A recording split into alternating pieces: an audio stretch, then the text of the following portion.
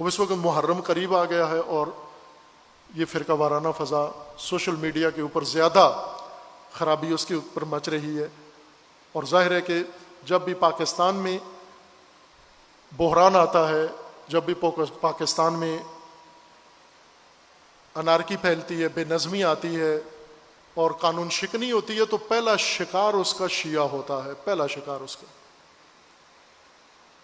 آپ یہ نہ کرو کہ اس دفعہ کی فرقہ واریت شیعہ کے حق میں ہوگی، کسی دور کی فرقہ واریت نہ سنی کے حق میں ہے نہ شیعہ کے حق میں ہے، ہمیشہ دشمن کے حق میں ہے۔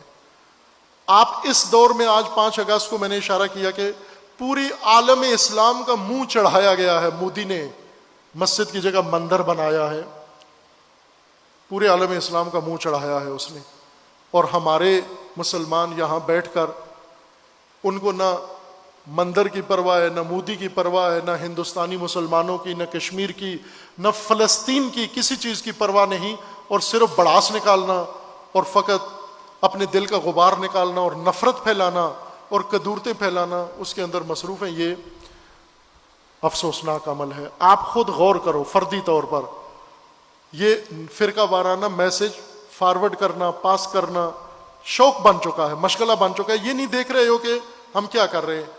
ایک مولانا کے یہ الفاظ ہیں، میں آپ کی خدمت میں عرض کر رہا ہوں کہ ایک مولانا تفرقہ باز مولانا تھا، نفرتیں پھیلاتا ہے اور فرقہ واریت پھیلاتا ہے، تفرقہ جو قرآن میں ممنوع ہے، حرام ہے، تفرقہ پھیلاتا ہے مسلمانوں کے اندر۔ اسے کسی دوسرے نے کہا کہ آپ آؤ چلتے ہیں فلاں جگہ پر جا کر شراب پیتے ہیں، تو یہ چونکہ مولوی تھا، اس نے کہا نعوذ باللہ، اللہ یعوذ باللہ، شراب پیوں میں؟ تم شرم نہیں آتی؟ میں مولانا ہو کر مجھے شراب کے لیے کہتے ہو؟ اس نے کہا صرف شراب نہیں ہے بلکہ وہاں اور بھی اخلاقی فساد بھی ہے، نعوذ باللہ زنا بھی ہے، وہ بھی ملے گا تمہیں، اور شراب بھی ہے، یہ بھی ہے۔ تو وہ اور زیادہ برہم ہو گیا کہ یہ تم مجھے اس گناہ کی دعوت دیتے ہو، ساتھ اس گناہ کی بھی دیتے ہو، تم نے کیا سمجھا ہے؟ دیکھتے نہیں ہو میں عالم دین ہوں، یہ مسلمان یہ کام نہیں کر سکتا، میں عالم ہو کر یہ کام کیسے کر سکتا ہوں؟ اس نے آگے اور مزید بڑھایا کہ اس کے اندر فلاں گناہ بھی ہے، فلاں گناہ بھی ہے، یہ ہر بات پہ لا حول پڑھتا رہا، استغفر اللہ کہتا رہا۔ تو اس نے کہا کہ تو مولانا شراب سے اتنی نفرت کر رہا ہے، زنا سے اتنی نفرت کر رہا ہے، اور یہاں پر اتنی آپ تو جلوے دکھا رہا ہے، تو شراب سے بدتر کام کرتا ہے، تو زنا سے بدتر کام کرتا ہے۔ اس نے کہا کون سا کام کرتا ہے؟ اس نے کہا تو تفرقہ پھیلاتا ہے۔ یہ تفرقہ تو تمام گناہوں سے بڑا گناہ ہے، تمام جرائم سے بڑا جرم ہے۔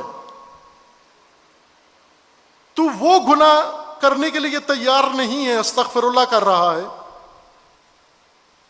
خلوت میں بھی نہیں کرنا چاہتا، جلوت میں بھی نہیں کرنا چاہتا، برملا نہیں کرنا چاہتا، لیکن زنا سے 1000 گنا بڑا گناہ، شراب خوری سے 1000 گنا بڑا گناہ، فرقہ واریت اور تفرقہ یہ پھیلانے میں تجھے ڈر نہیں لگتا؟ تجھے خوف خدا نہیں ہے؟ تجھے نہیں پتا کہ اس کا تو مجھے بتا کہ قرآن میں شراب کی حرمت کی آیتیں کتنی ہیں، زنا کی حرمت کی آیتیں کتنی ہیں، اور تفرقے کی حرمت کی آیتیں کتنی ہیں؟ تفرقے کی آیات کا لہجہ دیکھ کیا ہے، اس سے تجھے شرم نہیں آتی، اس سے تو جھجکتا نہیں ہے، اسے تو عبادت سمجھ کر اسے تو اللہ کی رضا کے لیے کرتا ہے، تفرقہ پھیلاتا ہے، اس سے باز نہیں آتا۔ اور عام رائج گناہ، عوامی گناہ کی طرف دعوت دیں تو استغفر اللہ نعوذ باللہ کرتا ہے۔ یہ مجرمین ہیں جو تفرقہ پھیلاتے ہیں۔ امام خمینی کا فرمان ہے یہ نہ شیعہ ہے نہ سنی ہے، ان کے دھوکے میں مت آؤ، یہ در حقیقت دشمن کے اعلی کار ہیں، یہ نادان ہیں، احمق ہیں۔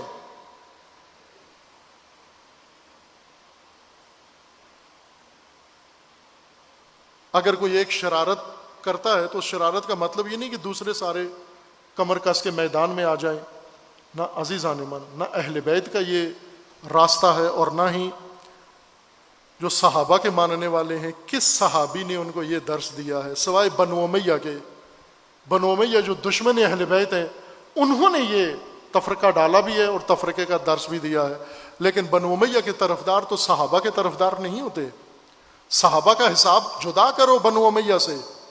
بنو امیہ دشمن رسول اور دشمن آل رسول ہیں، بنو امیہ دشمن خدا ہیں، ان کو نہ صحابہ کی کیٹیگری کے اندر درج کرو آپ کہ صحابہ کا بھی مقام اس سے آلودہ کرتے ہو تم۔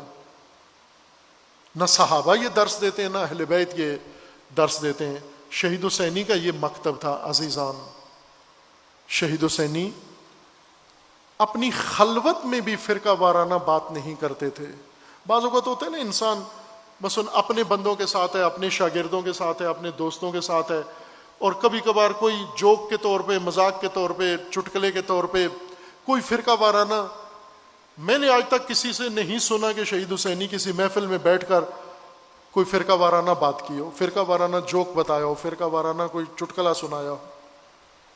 جب ایک چیز جرم ہے تو خلوت میں بھی جرم ہے، جلوت میں بھی جرم ہے۔ علماء عالمانہ رول ادا کریں، مومن مومنانہ کردار ادا کریں۔ اگر کوئی نادان ہے، میں آپ شہید حسینی کے پیروکاروں کو یہ عرض کر رہا ہوں کہ شہید حسینی کا کردار اپناؤ۔ اگر کوئی فیس بک پہ، کوئی سوشل میڈیا پہ، کوئی کسی طریقے سے بھی اگر کوئی فرقہ وارانہ بات کرتا ہے، کوئی دل آزاری والی بات کرتا ہے، آپ اس کا جواب دل آزاری سے نہ دو، کہ یہ نہ کہو کہ تو نے یہ کہا میں تجھے ٹھنڈا کرتا ہوں، تجھے فلاں کی سناتا ہوں۔ نہ، آپ اس کو اہل بیت کا کردار، آپ اس کو اہل بیت کی کلام کی حکمت سمجھاؤ۔ آپ اس کو بتاؤ کہ تجھے یہ پڑھایا گیا ہے، مجھے یہ پڑھایا گیا ہے، مجھے یہ درس دیا گیا ہے۔ شہید حسینی وہ انسان تھے، وہ خلا آج محسوس ہوتا ہے پاکستان کے اندر، وہ درایت کمی محسوس ہوتی ہے، اس فراست کی کمی محسوس ہوتی ہے، اس شخصیت کی کمی محسوس ہوتی ہے کہ آج بھی اہل سنت اکابرین یاد کرتے ہیں شہید حسینی کو، روتے ہیں شہید حسینی کے لیے۔ کئی اہل سنت بزرگوں سے ملاقات ہوئی، انہوں نے بتایا کہ شہید حسینی کے ساتھ ہماری ملاقات ہوئی، اس میں کیا گفتگو ہوئی اور ہم اور ان میں کیا تبادلہ ہوا۔ اسی دور میں جب یہ بہت فرقہ واریت 80 کی دہائی میں جب یہی ماحول بنایا جا رہا تھا جو آج ہے، 80 کی دہائی میں شہید حسینی کے زمانے میں یہی کاروائیاں ہو رہی تھیں، اور شہید حسینی اس پہ نالاں تھے ان علماء کے بقول کہ اس ایک انسان میں ہمیں بہت اخلاص نظر آتا تھا، ان کے اندر پاکیزگی، ان کے دل کی نورانیت ہمیں نظر آتی تھی۔ مانتے ہیں آج بھی، اہل سنت بھی مانتے ہیں۔ اور یہ امام صادق علیہ السلام نے جس طرح تمام فرقوں کے ائمہ سے اپنے آپ کو منوایا، اماموں کا امام بن کے دکھایا، شہید حسینی نے بھی یہ کام کر کے دکھایا کہ تمام مسالک کے لوگوں سے اپنی پاکیزگی اخلاص منوا کے دکھایا۔ آج بھی کام کریں نا آپ، یہ بدتمیزی کا جواب بدتمیزی سے مت دیا جائے، اس کو احسن طریقے سے، ہدایت کے قابل ہے تو آپ اس کو ہدایت کا پیغام دو۔ نہیں مانتا تو پھر نہ گندا جواب دو نہ صحیح۔ اگر وہ صحیح جواب نہیں مانتا تو سواء علیہم انذرتہم ام لم تنذرہم لا یؤمنون، وہ تو نہیں مانے گا، اس سے بات ہی چھوڑ دو، آپ رابطہ ہی ختم کر دو آپ اس سے۔